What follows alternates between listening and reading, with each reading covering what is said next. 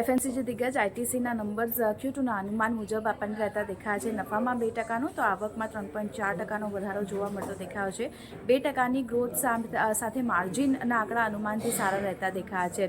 તો segment wise 6%ની cigarette volume growth આપણને રહેતો દેખાયો છે. કંપની મુજબ બજારો પર જે ધ્યાન કેન્દ્રિત કર્યું છે તેમણે તેના પ્રોડક્ટ મિક્સમાં સુધારો કર્યો છે અને સાથે ગેરકાયદેસર સિગરેટ વેપાર સામે જે લડત તેમણે આપી હતી આ બધાનો વોલ્યુમ વધારવામાં મદદ મળતું દેખાયો છે ને ઓવરઓલ જે છે તે સેગમેન્ટ સારું રહેતું દેખાયું છે.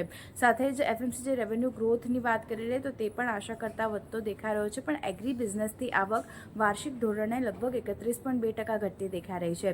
અહીં યુએસ ટેરિફને કારણે અનિશ્ચિતતા વચ્ચે ગ્રાહકો દ્વારા જે વિલંબિત કોલ ઓફ કર્યું છે એને કારણે એગ્રી બિઝનેસ પર થોડી ઘણી અસર આપણને આવતી દેખાઈ રહી છે. પણ ઓવરઓલ વાત કરી લઈએ આ સિવાય જે પેપર બોર્ડ્સ છે, પેપર છે, પેકેજિંગ બિઝનેસ છે ત્યાંથી આવક ઓલમોસ્ટ 5% આપણને વધતી દેખાઈ રહી છે. બ્રોકરેજ રિપોર્ટમાં જેફરીઝ, સિટી અને નોમુરા તરફથી ખરીદારીની સલાહ આઈટીસી માટે બનતી દેખાઈ રહી છે અને પોઝિટિવ ન્યૂઝ સાથે પોઝિટિવ રિઝલ્ટના કારણે સ્ટોકમાં એક પોઝિટિવિટી આપણને બનતી દેખાઈ રહી છે.